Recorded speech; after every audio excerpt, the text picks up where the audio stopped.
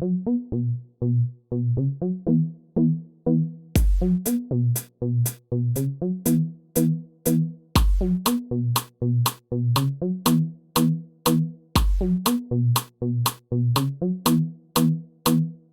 and Theo. Detectives of crime. Bella and Theo. Detectives of crime. You got a crime? Then we've got the time. To solve it!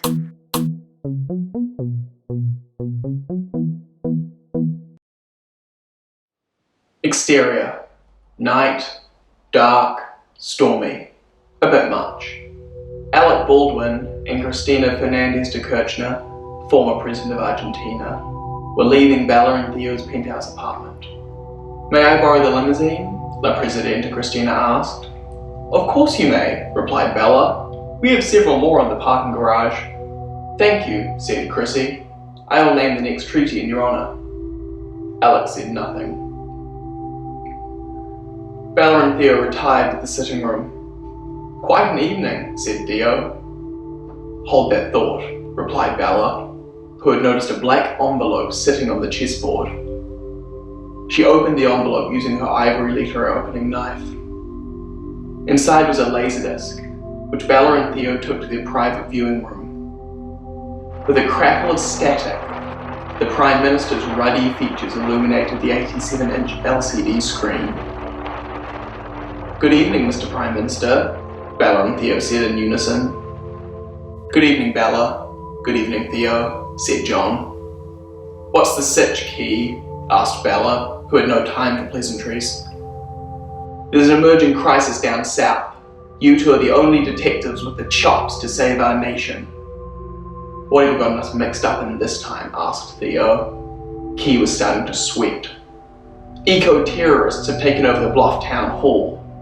They say they'll take control of more town halls unless they sign a new deal promising to turn all the dairy farms into solar panel factories."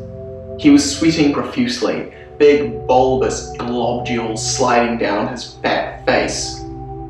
"I need your help. Without it, the New Zealand people will be..." The TV cut out mid-sentence. Bella had pulled the plug on the sweaty world leader. "Okay, Theo," said Bella. "I guess we're going to Bluff."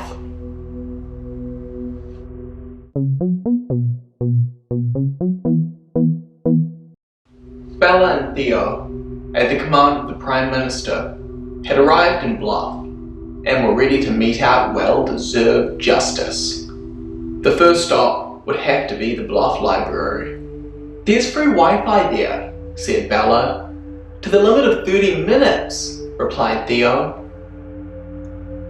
Upon entering, Bella's attention was caught by a shady-looking librarian. She had brown hair, cat's eye glasses, and was 9 feet tall. "Look at her," said Bella. "She's huge."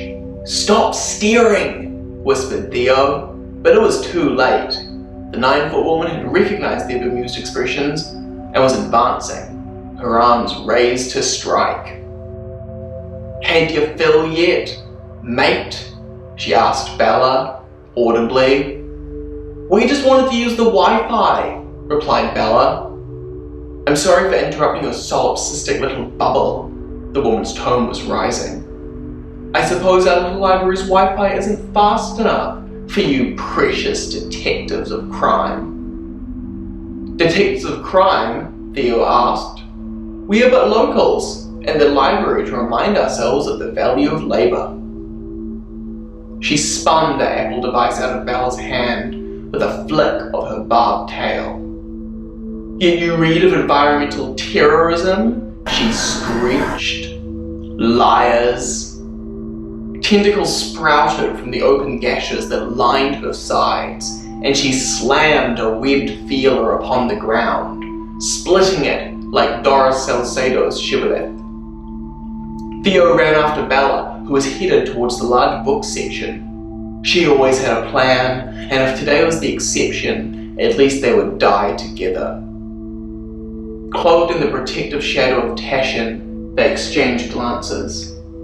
Bella and Theo had to do something. "Quick," said Bella, "open my backpack." Inside, Theo found a vial of really strong acid. Really strong, like that stuff that melts metal. "Use it on the monster," said Bella. Theo did. Luckily, the monster was allergic to acid.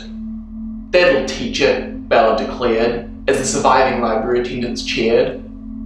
"But why was the monster in the library in the first place?" Theo asked.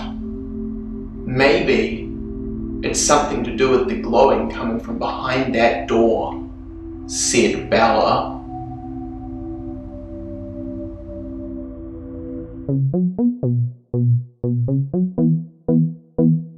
Bella and Theo perched in a little grotto overlooking the bluff town hall.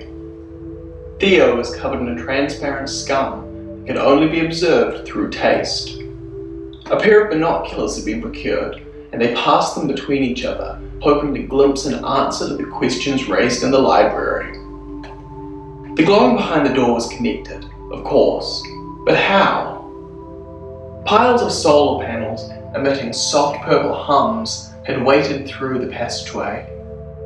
Using a library to store solar panels was curious, sure, but the ways of Bluff are curious, and Bella suggested it would be impolite to question them.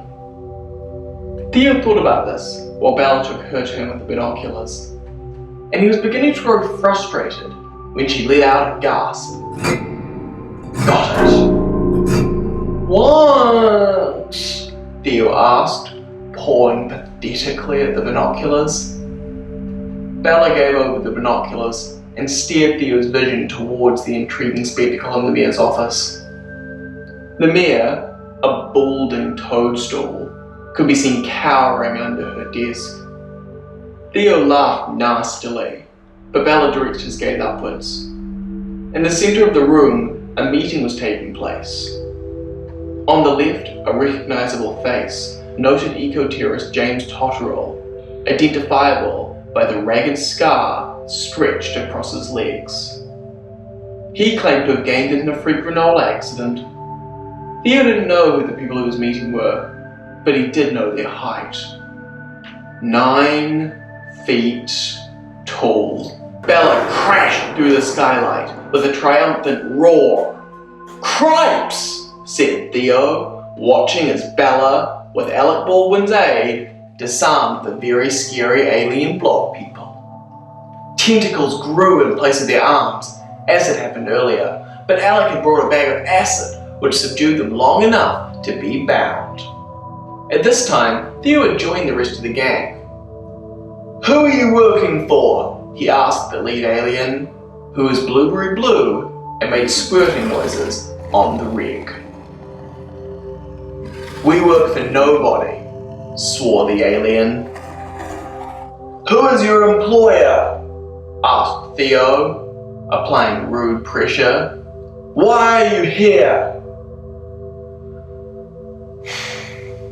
Alec and Bella motioned in unison towards the acid bag, and the alien blanched. "We're here on behalf of the moon people. We were hired to introduce solar panels to your eco-economy, here beneath the weakest of the ozones. Our solar panels shall suck the energy out of the sun, allowing for its colonization by the moon people." "It's a metaphor for Mexico," said Bella. "I don't understand South American politics," said Theo. They were both right, and John Key was very happy that they knew they could trust him.